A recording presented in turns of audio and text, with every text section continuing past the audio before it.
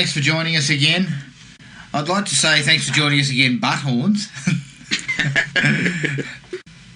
Tonight's movie is let's just say it's a rare piece. This is a Maddie pick, if I'm not mistaken. It is. A friend of the pod, Tobias, is one of my mates who listens. He said, I feel like this is a movie that's right up your alley. So I think that's speaking to the quality of the pod. Yeah, I think that's fair. Look, this is 1987's Bulletproof. Now, most people would probably be going, they'd be thinking the Sandler film. This is a Busey film. The Gary Busey, I don't know what to call this. It's labelled as an action thriller. Well, I Still think we'll unpack things. I think there'll be some clarification involved. All right, before we get into it, let's just do what we've been watching. Mine's pretty small. I watched I did a bit of work on Binge. For some reason, I went back-to-back films on the last weekend. And the first one was called Road. Now, it's not the alligator or the crocodile one, Australian one. It's actually a sort of like a survival thriller type of thing with Megan Fox in it. And initially I was like, I don't know why I'm looking at this. But apart that was my reaction. Well, apart from some pretty shit-ass CGI involving a tiger, there's a loose tiger in the film who's attacking them as well. And that looks absolutely terrible. Like, when I say terrible, I say fucking terrible. Like, it doesn't look convincing at all. But apart from that, it was actually pretty bloody good. I was surprised. And, I don't like to say this often, but Megan Fox was pretty good in it. I mean, sue me for fuck's sake. I followed that up quickly with Mel Sugar Tits Gibson in Force of Nature. Yeah. How's Mad Mel going these days? Look, Mad Mel, for all his bullshit that he's been pulling, he's still an actor that I can watch. And this movie sucks. Remember the Hurricane Heist, Jared? Yeah. Yep. Do you remember the Hurricane Heist? I do. It was a bit like that in a sense of there's a big storm hitting. It's set in. Was it Mexico? I think. And Emile Hirsch is like this cop who's got to go to an apartment block and get a couple of people to leave, because the storm's coming. One of them's Gibson, and then a couple of bad guys sort of hit the apartment block because there's some stolen artwork in there. It's fucking stupid, right? Mm. But Gibson is always watchable for me. Prick of a movie. He can still act. It's just questions about. Obviously, it wouldn't have been shot in Mexico because Mel would have to be around Mexicans. So with that, I don't think that would go well.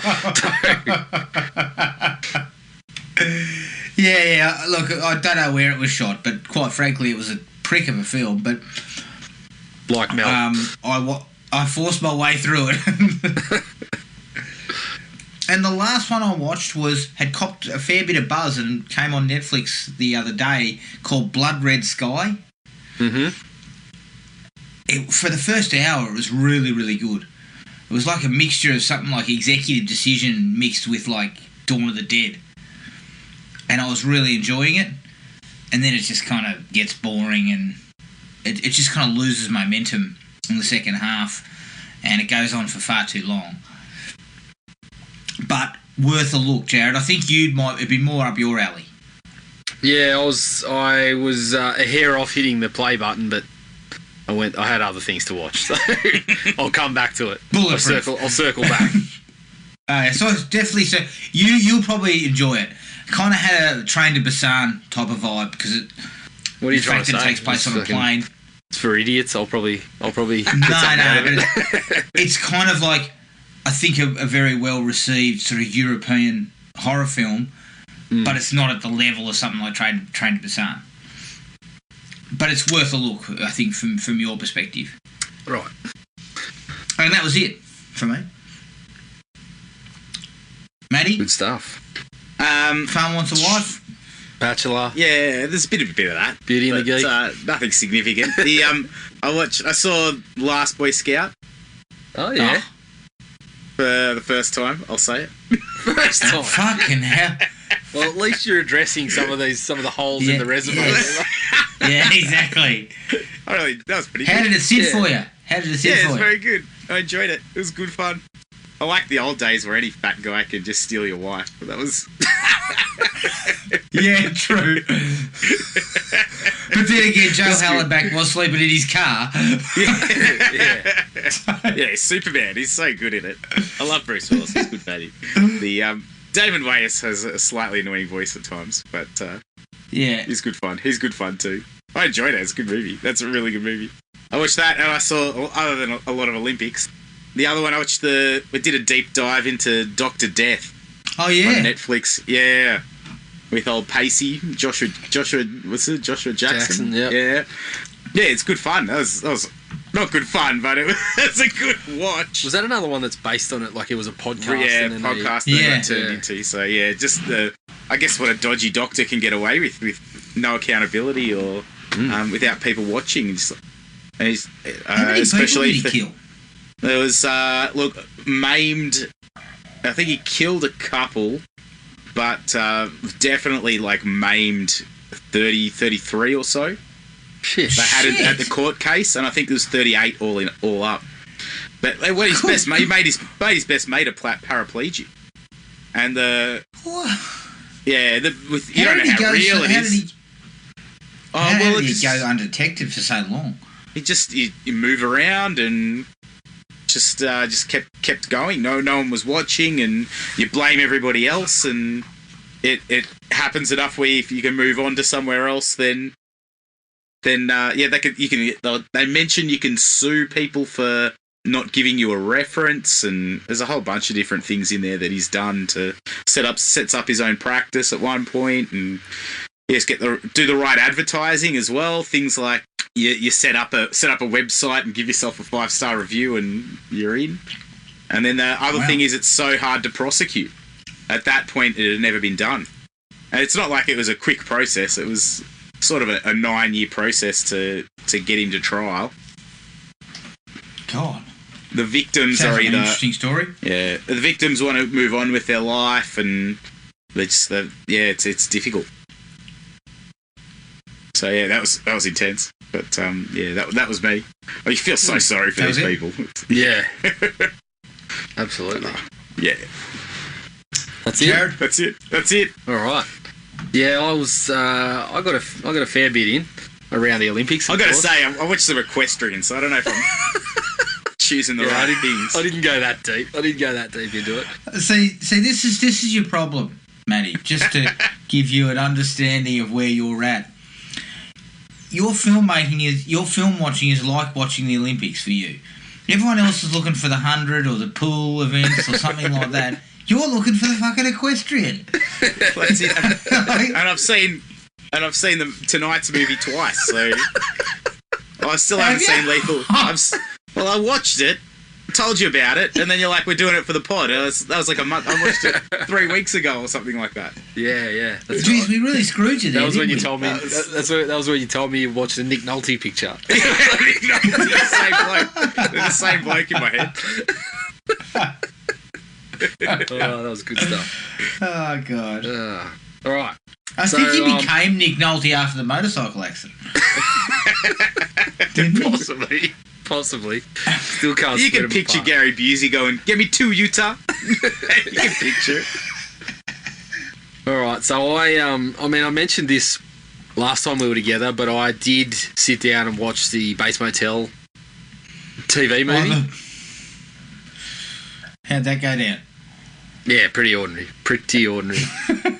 I mean, it's not hard to tell. It's a pilot, because the movie it sort of wraps up the story an hour in, and then you get this kind of half-hour completely different story on the back end. That's has Jason Bateman popping up, and yeah, it's pretty ordinary. Pretty ordinary. It looked like they were going for it didn't look like they did go for a bit of a supernatural angle down the stretch. So yeah, it was a bit strange. It was a bit strange. Definitely the low point of the Psycho franchise in general, I think.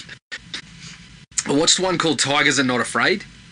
Now this was another one that Shudder snuck under my nose, right under my nose. It was sitting on there for I don't know how long, but again, I didn't see it pop up in the recently added. But I found it on there, and it's one I've been meaning to watch for a while. It's like a Mexican film about these kids that are kind of orphaned by the drug trade, and it kind of weaves this kind of fairy tale into it. This girl sort of ends up with 3 wishes. It's really good. I liked it a lot. Probably dropped off a little bit. It didn't quite fulfill the promise, but it's a very cool idea and very, touching on a real life kind of horror and mixing this little fairy tale story into it. I thought it was definitely worth a watch. Okay. Got back on the sports docos and checked out This Magic Moment on KO. Yeah, good doco. Just made me very sad that, Penny's knees blew out. And, for all those years that we thought that Shaq had just kind of callously left Orlando, I was like, no, they really fucked that up.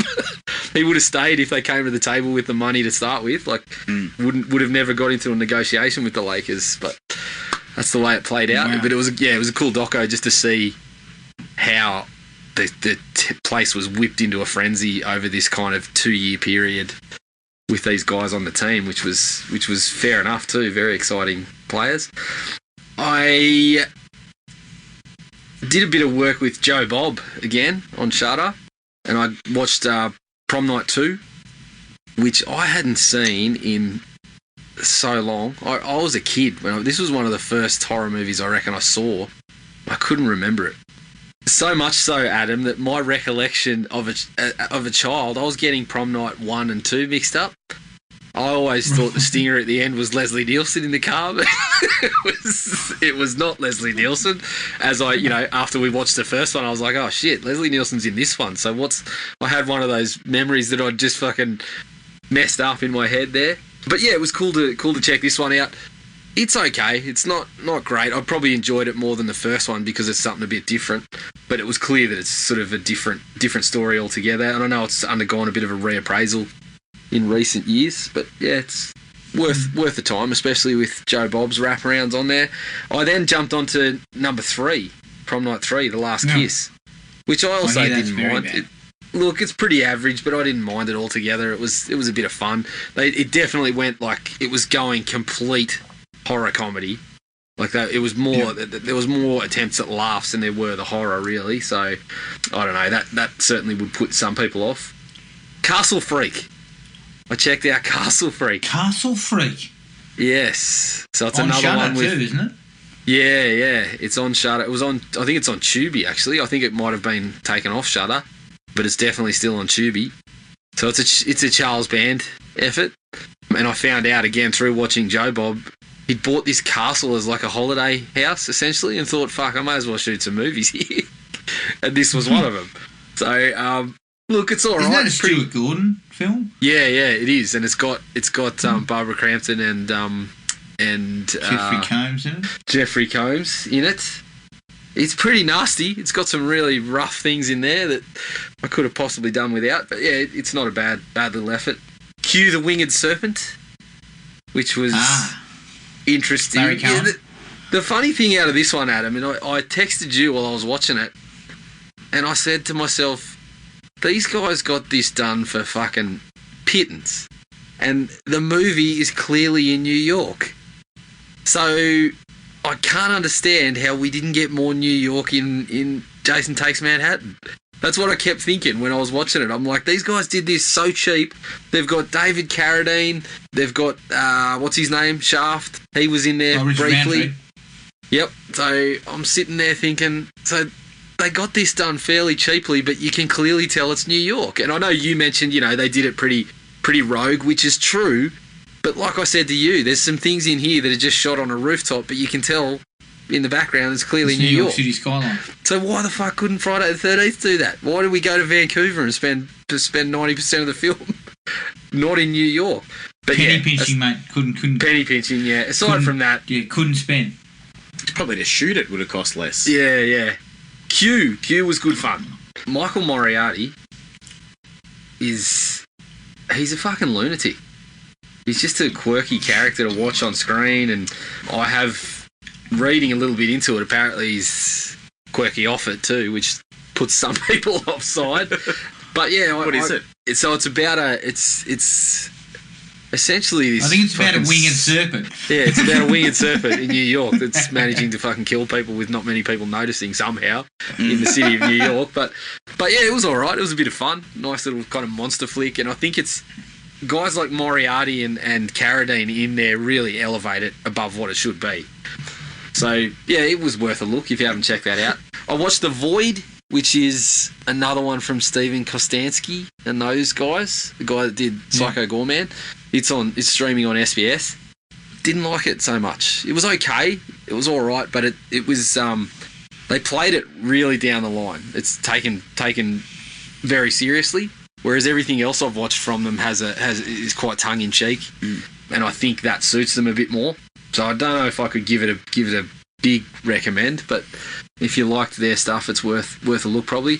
Adam, I mentioned to you again, Joe Bob bloody got me into this stuff. Hell Comes to Frogtown. I finally watched Hell Comes to Frogtown. Bit of Rowdy Roddy Piper. Fucking hell, how'd that go down?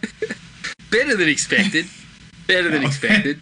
It's not it's not great. It's just a bit of sort of forgettable fare. But I was actually impressed by the costumes because apparently they did them bloody like.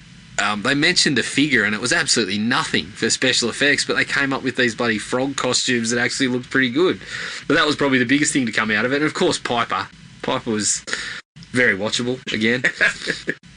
I watched The Rental, which was Dave Franco's little sort of scary movie. Oh, yeah. I didn't like it. I didn't like it very much at all. Especially, I'm always put offside when someone comes out with an attitude that basically says they think they're kind of above the genre. Like, I remember seeing a picture, a bite from an interview with him that was like, yeah, it's a scary movie, but it's a smart one. And I'm sitting there thinking, there's already smart ones, mate. Like, you're just kind of saying because it's a horror movie, it's not smart, and you're going to reinvent the genre. It had a really good cast, really strong cast. Also had a worthwhile concept. It's like an Airbnb sort of setup, and they start to think they're being watched in there. And that stuff is there to mine, but I just found it really boring. Like, you spend so much time with these characters and their dramas, and I just didn't find it interesting at all. When it actually gets into a bit of the scarier stuff, it does heighten things a little, and there's definitely there's definitely something there. But I was very, very unimpressed, especially because really everything you see has been done before. Like, there was nothing there that was really fresh other than the Airbnb conceit, I guess. So that was a bit of a letdown. And I watched The Legend of Barantoa. That one that it's a New Zealand film. Oh yeah. Samoan actors, and it was all right. It seemed to just get a little bit mixed up. I really enjoyed it, but it started to bring that kind of Kiwi comedy. Like, there's points where it seems like it's just kind of an actioner. Then there's parts where it's like they're going for a bit of like martial arts stuff. And it gets a little bit mixed up, but it's a hell of a lot of fun. I liked it a lot. I would check it out.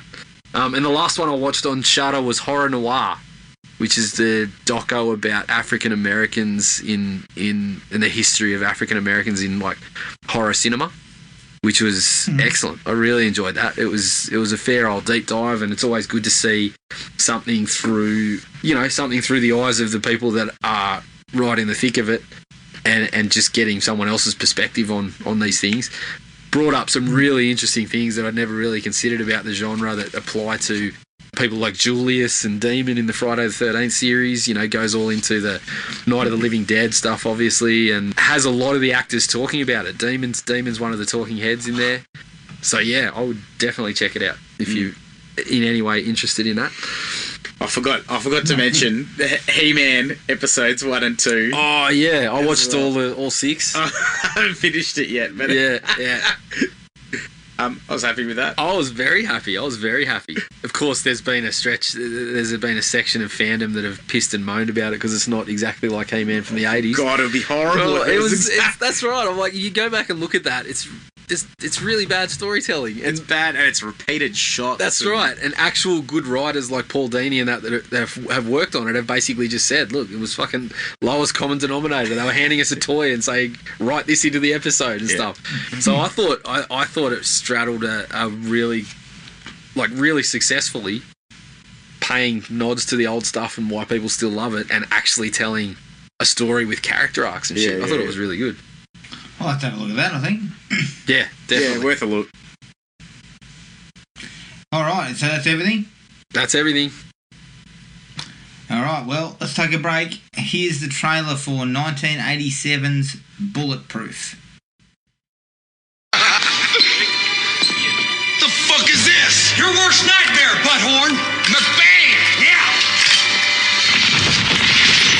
You may be bulletproof, but I'm just human, all right? That's okay. I'm not prejudiced. Who are you? I'm the game warden. What? Bird season's over, Butthorn. So, this is the infamous Captain Bulletproof? Yeah.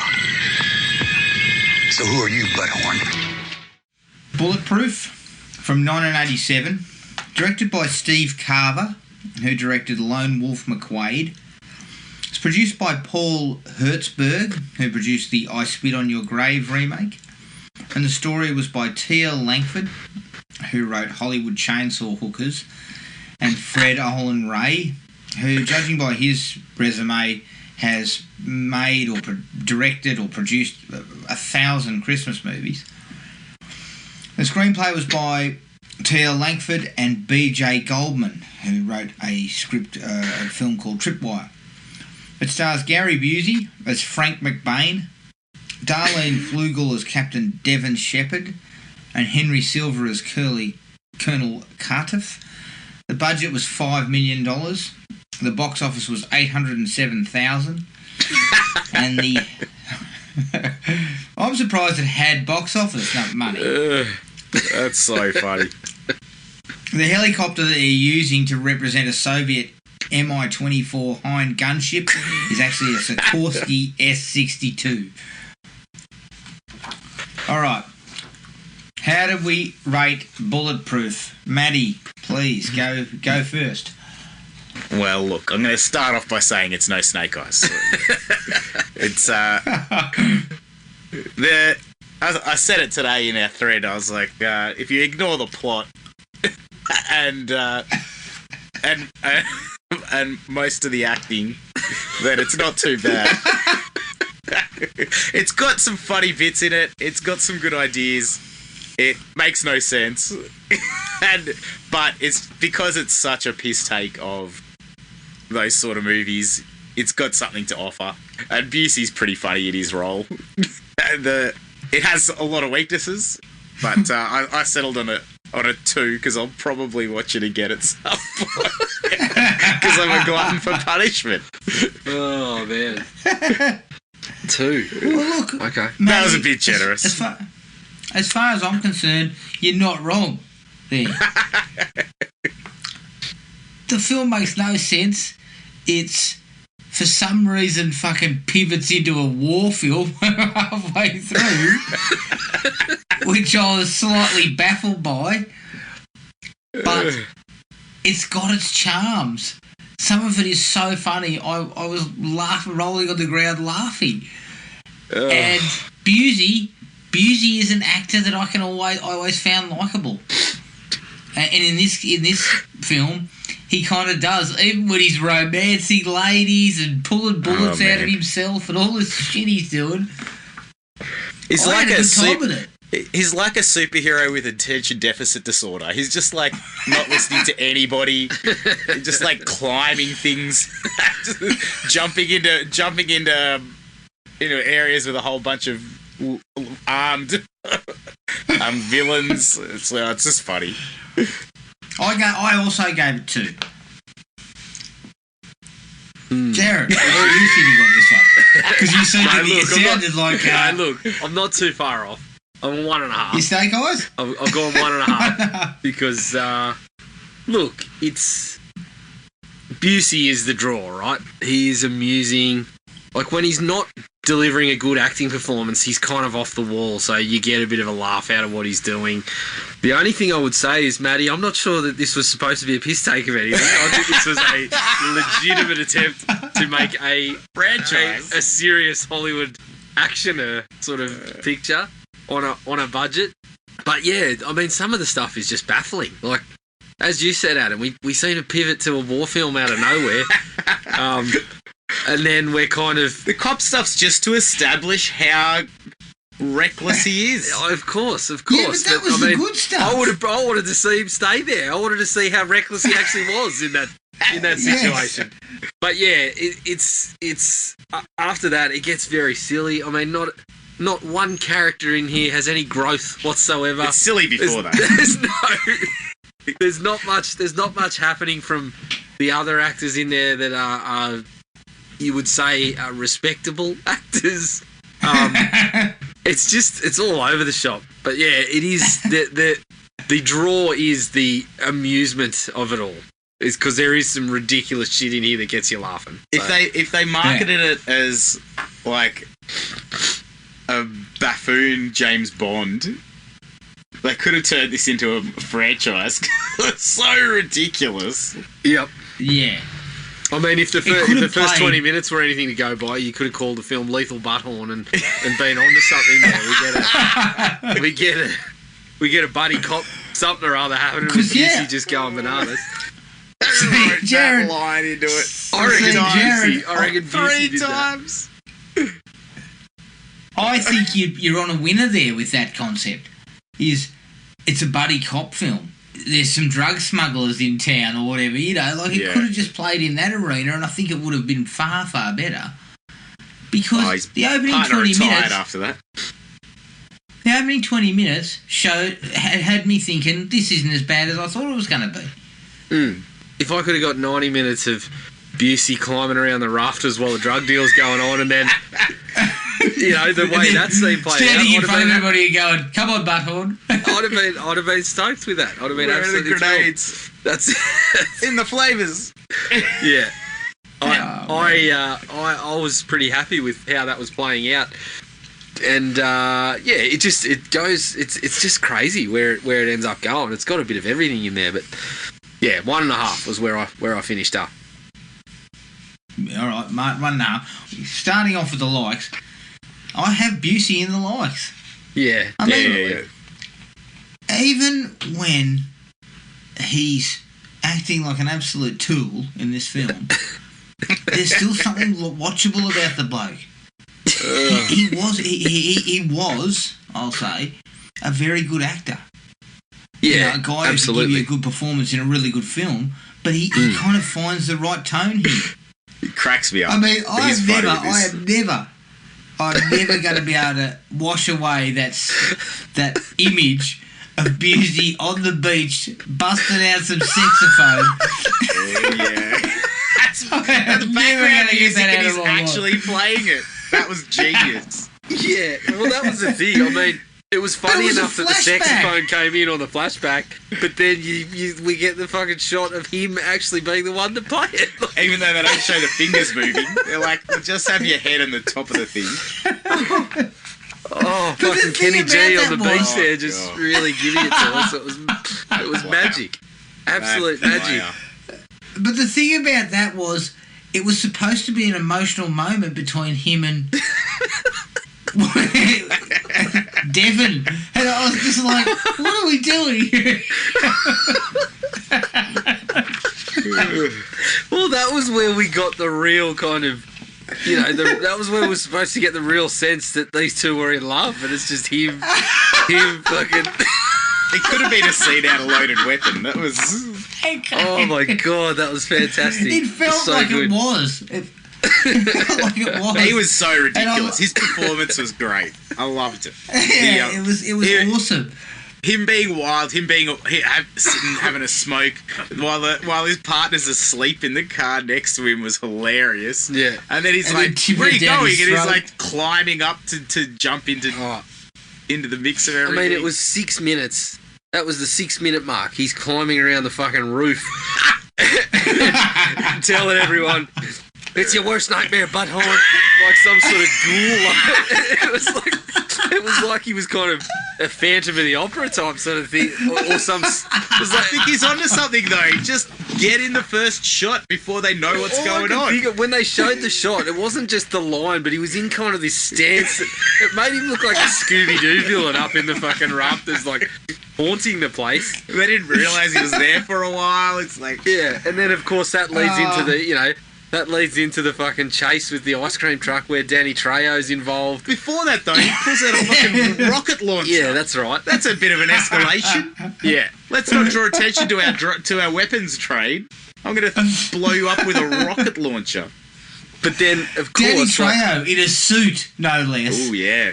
But, like, the fact that he's whipping out, the gun out the back of the ice cream truck, and then, as you said, the guy's like, the grenades are in the chocolate or the flavors or whatever, and then he fucking blows the ice cream truck up, and we get the angry chief, who, one part I actually liked was how the chief's kind of like, "It's between you and me, I like your style." I done that, and I'm thinking, look, 90 minutes of this, I'm here for it. I'm there. I'm ready to rock and roll. And then all of a sudden we end up in Mexico.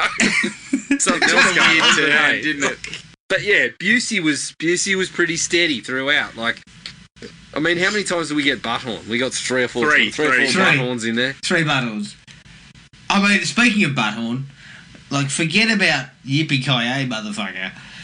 Butthorn is the one-liner, the greatest one-liner in action cinema. Surely. I swear, I'm sure he must have come up with that. I tried to type I think it he into came up with it. GIFs to see what it would come up with. There was no Busey in there. No. You sure it didn't come up with, "I'm going to go around to your parents for your mum's place and light a fire and panties"? That didn't come up, did it? Oh, man, that was so good. Yeah, but the Butthorn stuff was 50% amusing and 50% head scratching. Yeah, they're thinking, definitely. Yeah. Why are you calling everyone a Butthorn? I feel like his kid came up with it and he was like, "I promised my kid I'd get it in the movie. I'm going to put it in there." Well, it sounds like a bad disease or something. Sorry, Mr. Busey, you've got a bad case of Butthorn. Maybe a kid called him a Butthorn and it really stuck with him. He was like, "That really hurt. I'm bringing it out." Yeah, I mean, if you know this picture's going to be, for the kind of the 15 to 18 crowd or whatever, surely you call it arshorn or something. Like, you start taking over Butthorn. Like, I don't know where it came from, Gary. Like, yeah. Well, had he had the serious motorcycle accident by then? I think that was after. Well, yeah, I don't know, because the accident was in 88, wasn't it? Mm. Maybe the tank ran over him. Possibly. Jesus. Oh, man. It's always good to see, like, Danny Trejo in this era gets a like as well, too. Yeah, the old short head, the high and tight Danny Trejo. In a suit, henchman. looking like a professional human. Yeah, I think he was in a suit in the Death Wish one too, wasn't he? Oh, yeah, sorry, yes, he was. He did back-to-back suit films. He must have felt uncomfortable. He moved into scumbag roles after that. Yeah. One thing Which he has played to some acclaim. He has. One thing I'll give them a little bit of credit for, and this was... It didn't really pan out that much, but the female character was more of a... She had more of a role than just to wait for Busey to come and save her. Like, she actually was scheming and ended up playing a part. It was very uncomfortable. It wasn't super successful, but the fact that she was able to kind of engineer some of the escape as well, pretty good move. Yeah. I felt, because from the start we're given the sort of info that she's pretty capable as well. She's a Green Beret or whatever they keep talking about. As I'd fucking forgotten by the end of it, but she's some sort of elite military force herself. So yeah, I thought that was pretty good. Yeah, and I was pretty happy with that. There is a sequence later on in the film that I was thoroughly unhappy with that involves her. Although it doesn't show anything, it's just the insinuations there, and I didn't feel it was necessary in a movie of this type of calibre. Yeah. Which is a bit of a low rent sort of thing. But yes, I would agree that at the very least, we're talking about an 80s action film, she doesn't come off as a damsel in distress type of situation, which was what a lot of these did. You know? I can't believe she got away with the hand grenade blowing the wheel. Yeah, I don't know how she snuck that there.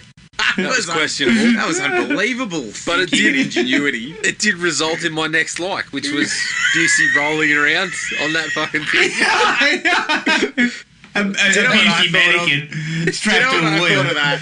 That was like in Bill and Ted when he rolls down the stairs in the armour. I go, I must have fallen out when I hit the floor. He's like hit the ground and he's suddenly he's suddenly off. Yeah. That was comedy. And his hands are attached. I could have done with another 2 to 3 minutes of that. I could have done with a chase sequence of chasing Busey on the giant. Some yakety sax. Oh man, that was so good. Especially as you mentioned, Adam, where they cut a couple of shots in there where it's clearly a dummy. Yeah, I love it. I love it. But he could have gone down that hill for like a couple more minutes, like, where they roll the cheese down the hill and chase it. Yeah, could have been something like that. I mean, we didn't even really get the chance to, I would have loved somebody to try to, jump in the way and then get rolled over, like, a la Maximum Overdrive kind of stuff, There's so many missed opportunities there. There's so many, indeed. The opening car chase is actually not bad, involving the ice cream truck that we spoke about before. Yeah, it was pretty good. They actually seem to put a little bit of money into it, in a sense of it's pretty reasonably well shot. There's some actual stunt work being done. There's a massive explosion at the end. They put in a bit of effort there. And it shows. And then they ran out of money, rewrote the whole script, set it in a field in Mexico. Went to Valverde or something. The Republic of Valverde. Fuck. The funny thing too was, like, when you get to Mexico, I kept getting laughs out of this because he's in a car, but you don't see the car very much, so it seems like he's just walking in Mexico. You just see him fucking showing up. It's like he's walking around Mexico. And they do show him driving a Jeep at one point. Yeah. And it's blatantly obvious he's got no ability to drive that car. He's fucking weaving all over the joint. Thankfully it's a field, so he can just drive all over the place. Jesus, Gary, come on. Yeah. I mean, we talked about obviously him playing saxophone on the beach, but still. And then the best part of that entire sequence is it then cuts to him and her making love in front of a roaring fireplace. I was just like, oh, Gary. Seduction is your middle name. Well, when you can play the sax like that, it comes easy, doesn't it? Of course. Plays the sax and the sex, that guy. He's very good. I love the fact that he's got a jar of bullets that he's pulled out of himself. That must have been... Yeah. Was this before or after Terminator? The arm cutting up the scene. It was after Terminator. Doing a self-operation. It was intense. And he has the gall to tell us he's been shot 39 times. Yeah. So... Yeah, that makes me question, are you actually good at what you do, Gary? You're not bulletproof if you've been hit that many times. Oh my god. That was Gary, strange. The title of the film is ironic, I think. Oh, man. I do also love the I'm the game warden. Bird season's over, Butthorn. Yeah. Oh my god. Was that supposed to be, you know, was that his kind of hasta la vista baby, or was that like bird season's over, Butthorn? That's what we've got. It's not quite in the same bracket there, I don't think. It's a tier lower. I'll say that. Just a tier. Tier lower.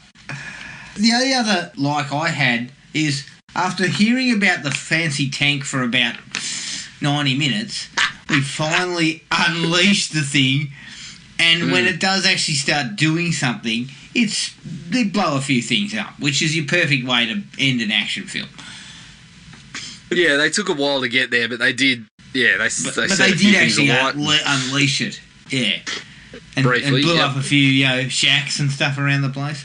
I appreciated the attempt at the comedy ending where they're fucking rolling over the border with Busey hanging out the top of the tank. Like, it was so stupid, but I'm like, yeah, okay, I get what you're going for here. My favourite time is the jolly old fun time they're having inside the tank when they're finally in there. They've escaped. Yeah, the coffee. They've escaped rape and potential murder and all this sort of stuff. And the coffee pops out. He's like, he's yucking it up. He loved it. Yeah. That broke the tension of the situation very nicely. There's a sequence there that I also laughed heartily at where they go, how do we get the weapons to work? And he's like, press the buttons on panel 3. She presses a few buttons, nothing happens. And she goes, oh shit, what do we do? And he goes, press the buttons on panel 4. That tank looked a little bit... It looked a little bit like the TARDIS. It was much bigger on the inside than I would have thought it would be. Yes. You summed it up, Jared. It looked like Thunder in Paradise. Yeah, it did. Once they got in there, it was like I was having flashbacks. You were thinking we need to watch Thunder in Paradise too? Yeah, we probably should get on that at some point. Well, of course, we've got to round out the series. But was that was tank, all I had. Was the tank an actual tank? Or was it like a cardboard tank? It looked real enough. I felt but it looked the movie to me was like made for nothing. So yeah, I thought they'd. When I first saw it, I thought they've pinched Tango and Cash's fucking car here. It had that same kind of boxy look to it, and yeah, it was quite funny to see. Really, I think it was a real tank, but it looked like it was something of that nature that had just been kind of added to give it that boxy. I love that, same deal with Tango and Cash. To make it look futuristic, we make it look kind of triangular and sharp edges, and that's all we do to it. But yeah, it's kind of strange because again, it kind of clashed with things like, if we've wrapped up the likes, my biggest dislike was that it was just we go from Lethal Weapon to fucking a mission that should be from John Matrix for Commando, and then we throw the tank in there. Like it was just weird, like the clash of it all. But you could see what they were going for, and if it's from the guy that directed Lone Wolf McQuade, you can see that kind of one man army bit to it. But if that's the case, why do we start in fucking in cop territory? Yeah, just get straight into him. That there used to be a bloody special forces guy or whatever, and go from there. I reckon. The thing that disappointed me the most was I was actually quite happy with the cop stuff. Yeah. It's such an oddball move. We've got this police officer. We're going to rope him in with a girl he used to date. Like, who's sitting there at the top of the army hierarchy thinking about this as a potential plan? Just in case, we better keep McBain in our pocket so that we can send him in and he can clean everything up. Well, that was the thing. Like, when they do the setup, and they're like, because one of the guys, again, I didn't, at this particular point in the film, I wasn't paying particular attention. I was on my phone. I forgot my other but I watched it at 1.5 speed the first time, and then at 2 double speed the second time. So I just got through it. It made that hour and a half movie about Much better, Yeah. much better. Manageable. Yeah. Well, the first time through, like, watching it, when they first concoct the plan, I don't know whether I again, because I was on my phone, I don't know whether I Not missed an something, but they said, one of the higher-ups said something about, you just give the enemy the weapon or something, and I'm like, huh? I don't know what the plan was. I kind of... They wanted to start a war, wasn't it? Well, that was the thing. I was kind of like, they're giving these guys the weapon for it's a setup. But then I'm like, how the fuck does McBain fit into this setup? Because neither of the guys that got him there seem to like him or want him back in the shoots fold. through the door as soon as he hears them talk. Yeah. Yeah. I was a little bit baffled by that. Doesn't he punch him in the face and then he flicks an ashtray into his nuts and stuff? Yeah, that's right. And why does that bloke keep needling him when he's just got punched in the face and, as you said, copped an ashtray to the agates on top of that? Like, just stop saying things. Well, Yeah, I couldn't quite get the dynamic there. You need a guy to go in and liberate bloody Mexico or whatever he was doing, because I too had my phone out, so I didn't really know what was happening. I don't think he was liberating Mexico. I think he was destroying whatever he was doing. He was over the there. the same town that the Three Amigos was set in. Yeah. So he was trying to get the tank back or whatever he was doing, right? You're taking a guy who's been shot 39 times. Like, is that your guy? Yeah. He's not really the guy for a job in my book. If you really are setting him up to get him knocked over, I mean, just leave him doing what he's doing. He's been shot 39 times. It seems like one of these is going to finish the job eventually. Sooner or later. Sooner or later, someone's going to shoot straight. Yeah, that's right. Oh, man. His shoulders must be absolutely ratchet. Adam, you, look, to steal one of your terms, another one of my dislikes was that the acting outside of Busey, to describe it charitably, would be workmanlike, Adam. Like, it's not. I'll it's go not a little great. bit lower. I'm going to go a bit lower. Fucking, what in the world is Henry Silver doing? I don't know. Man, he hates women in this. The look, He hates women. the clothing. I mean, I think they've pitched him as kind of like Noriega or something like that. But he looks like an idiot. But not only that, his work is just shocking. If I'm not mistaken, according to Wikipedia, Henry Silva is of Sicilian and Spanish descent. They've cast him in the role in a Mexican setting as the Muslim guy. Was I mistaken there, or were they? Because he was. You weren't. I was just like, what? Where did that come from? Like that seemed a bit strange. Because not only that, we did have the Mexican guys there. Mm-hmm. We had Henry Silva, who I thought was Mexican. I still wasn't clear on it. What they said. I think he was. I don't think Henry was clear on it either. I don't think Henry was clear on it either. I don't know what he was doing. But then down the stretch, we end up with a Russian bloke as well. Yeah, that was pick and stick here. That was fighting the cops in New York. Yeah, that's right. So dumb. That was the weirdest connection. Yeah, I was baffled. There was just, again, I probably should have put my phone down, but I kept looking up going, hang on a minute. I just get, every time they brought someone out, and then they had the guy that was, see, this was the other problem. The guy, I'm calling him the second in command, but he was the guy from Crocodile Dundee 2 that kidnaps Linda Kozlowski, wasn't he?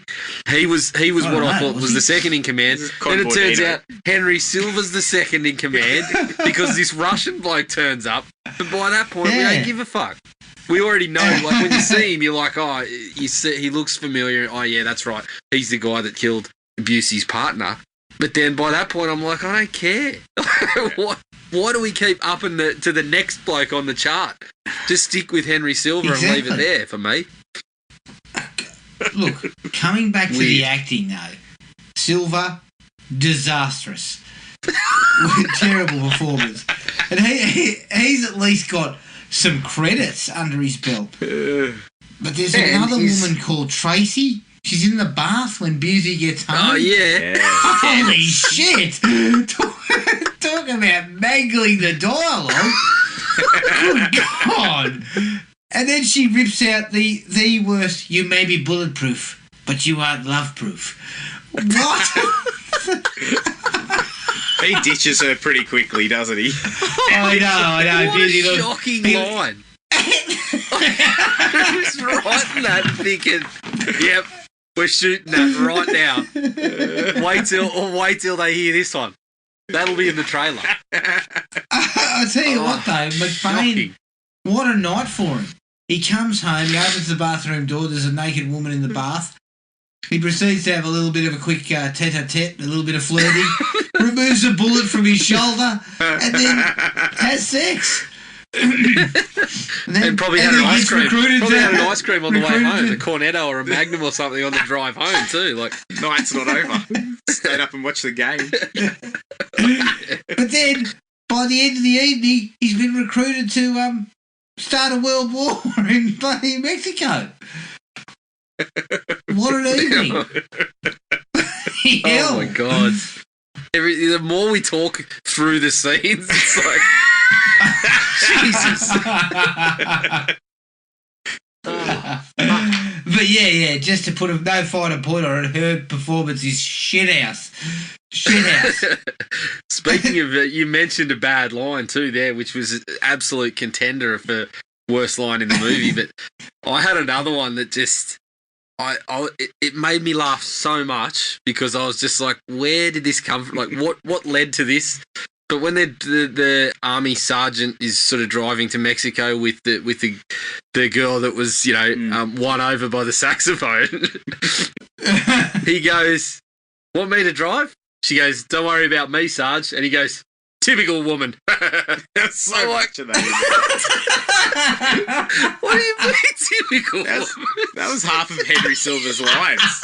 I hate women like you. That wasn't Henry Silver. That was the guy, the sergeant that was with her. Yeah. And they're talking about it, and it was just like when she goes, "No, don't worry about me." Essentially, just saying, "Yeah, I'm okay. I'll drive." And he goes, "Typical woman." Starts yucking it up. I'm like, "What are you talking about?" Women were the enemy in the 80s. You got to remember this. So it would seem. I get the sentiment there, but I'm like, the context. She just said, "Yeah, I'm okay to drive." He could have said something like, "I suppose you want equal pay next." Yeah. I mean, that would have made more sense, wouldn't it? Like, Jesus Christ. Exactly.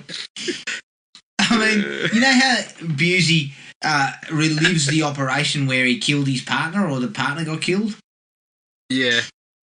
Honestly, talk about a bloke looking like he's mildly annoyed when he shoots his own partner. No point does he doesn't even give us a scream. He just kind of looks at it like, "Oh, all right." Yeah, typical. I reckon he's thinking, "You should shake that off. I've been shot 39 times." Yeah, get up. That's it. Get up. You shake that off. Oh, sorry, did you say it was through the heart? Oh, so you don't survive that.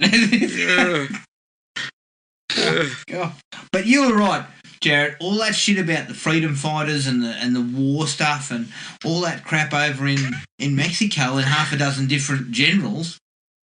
I mean, I was just sitting there going, "What is going on?" Yeah. Like, I did not have a clue where we were. I didn't have a clue what Busey was doing. Admittedly, I wasn't paying a lot of attention. Busey had been in Mexico for 30 minutes and the bad guys had figured out he was there. That's the worst connection, the worst contact I've ever seen in my life. I mean, it seemed pretty clear. Yeah, the contact was the guy that said, "This is my friend," or whatever. He's coming with us. And then the guy takes off and you're like, couldn't have seen that one coming. Like, it's supposed to be a secret mission here. Did you miss that part? Oh, man. Now, please tell me if I was wrong here, but I got the understanding that Henry Silver rapes the They say it, don't female. Yeah. Well, I don't know. Again, I have my phone off. Well, yeah, I don't know if they said it so much, but they as, insinuate he what says, you can hear. He says a couple of things, and then she comes back, and the other guy's like, says a couple of words, and then she goes quiet, and he goes, "That bastard," and you're like, okay, well, but you also hear it. You hear it when it's happening very briefly. Yeah. That was very uncomfortable. And I was just like, I just don't know why you need that in a sort of a silly action film like this. We've said it a few times. It doesn't belong in this sort of stuff for mine. Like, it's a cheesy action film. It's kind of stoops to really cheap way to try to make this guy the big bad guy. Like, we know he is. We don't need that extra kind of. We don't need to push it to that level, I don't think. The woman hating throughout this whole film was pretty out there. Like the whole way. And I guess what was the movie that you said the writer wrote? Hollywood whore bags or something like that? Chainsaw Hookers. Hollywood whore bags. He probably did it. When you said that, I was like, that as well. It makes sense. It makes a lot of sense. Yeah. Yeah, look, it's an unnecessary way to try and, I don't know, create the villain worse than ever, make the female character vulnerable in some way. Yeah. You just don't need it. It was so racist too. We've got this giant military operation and we're coming up against these villages pretty much. It's like and they're all like super evil and well, not only that, but it's like it was from essentially if you were from anywhere other than America, you're in on it. Yeah, that's right. You got the Mexicans, the Russians. You've got just random. You're Muslim, so that could be from anywhere as well. Like it's just classic kind of 80s. Just we need a villain, so it's just someone who's doesn't look like anyone us, with an accent. Yeah. Well, let's get 8 different accents. That's it. How do we make these guys even more bad? Let's get different races and put them all together. Like everyone that's not American can pick up a gun. It's just good old Gary Busey. It's weird. Blow up their butts. Save the day. My last dislike, and I've sort of skipped over it before, but there's no danger for Busey. I mean, there's a sequence early on where he's in that warehouse with Trejo and his crew, and there are blokes firing machine guns left and right, and he's kind of just strolling across and getting behind cover. Well, that's right, and he does. He's ambling. He's absolutely ambling. He puts a light step on at one point. I was like, wow.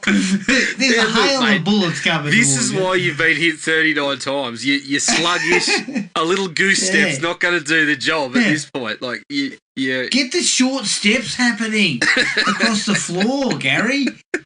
God. That was very. I know this sort of movie's not going for any realism, and I get that. But to generate some excitement. Yeah, just don't show him being so super slow when there's 10 guys that could easily hit him with fucking machine guns there. Yeah, at least excitement. That's where we probably do need a couple of quick cuts. Get things moving a little bit. Exactly. Did you guys have any other dislikes? No, just following on from that, I felt the action scenes in general were just a little bit bland. Like when the ones in Mexico, they all kind of blended into each other. They all looked the same. I mean, there was a couple where a guy there was one in particular where a guy's standing next to a car and they shoot the car and the fucking thing blows up. Like just really bland stuff. And as you said, Busey was never in danger. And so it was just it wasn't quite there in that regard, I didn't think. He doesn't even get the shit beat out of him or something like that. You know, like no. There's never really any sort of stakes for him. There's nothing unless you call not getting his woman back using the saxophone some sort of stakes. But the bottom line is you got to have something to hang this. Yeah, you got to put this guy in some kind of danger so the audience can be. That's why it's funny though, right? Yeah. What gave it its R rating? What gave it an R rating? Fuck if I'd know. Maybe it was the sex Well, there was some nudity. Maybe they just thought it was going to be too. It was going to be too much to handle. And Busey, once he got the sacks out, it was just going to. Yeah. It was too much. Standards have too changed. Raunchy. Too raunchy. Is John Wick R rated? The standards have changed a lot. Yeah. MA. It might have been an R in the States. R rated I doubt in the it would US, have been. Yeah. I doubt it would have been R here. It couldn't have been. It was there was MA. nothing in there. Anything else? Oh, look, man. His partner at the beginning was a little bit like a African American Rodney Dangerfield. Whatever he was drinking in the car, I want some. There was not enough of him. It was great. That's another big dislike, is that stuff kind of popped a little bit. Yeah. Not that guy was a great actor or anything, but he was amazing. Busey together seemed to work out all right. Then you bring in the angry captain. I mean, I was thinking to myself, well, you know, Busey's, this is a 3-starer. You know, it's the kind of thing you can diverting sort of action. It was film pretty much. I don't know if I was quite there, but it was definitely in the 2+ range. Yeah, it was pretty much Last Action Hero at the beginning. Yeah, it was. Yeah, exactly. That's where that came from, because of some of the ridiculous shit that ended up coming out of it. But maybe that's it. Maybe that's where you're correct, Matty. Is that perhaps they were looking at a spoof, but it just wasn't very well done. Yeah. No, it wasn't a spoof. It was a cheap action. Yeah, well, I guess when you're paying $5 million, you're expecting maybe we throw it in cinemas for a couple of weeks, we make our money back, put it on video. I mean, it plays like a spoof, but I'm pretty sure it was supposed to be pretty. I don't think it was exciting and serious. Like, not serious, not. It definitely needed to have that sort of comic edge that action films have. But I think they were pretty happy with what they'd put together in terms of how it was going to hold up as an action flick. Jesus, fellas. It would be interesting to find out. Oh, wow. All right. So is there anything else dislike-wise? Oh, I think we pulled it apart. Yeah, I think that's it. Yeah. All right. Well, that was 1987's Bulletproof. You can find us on Podomatic, iTunes and Spotify. Our email address is thrillme@iinet.net.au. We're on Facebook at Thrill Me Podcast Australia and at Podomatic at thrillme.podomatic.com. We're also on Instagram at Thrill Me Podcast AU. Make sure to rate and review us wherever you see us. Keep an eye on the Facebook page for details of the next film. But until then, take it easy and we'll catch up with everyone later. Cheers. Find the podcast at Podomatic or on iTunes. Don't forget to rate and review. Like us on Facebook at Thrill Me Podcast Australia or contact us at thrillme, all one word, all lowercase, at iinet.net.au.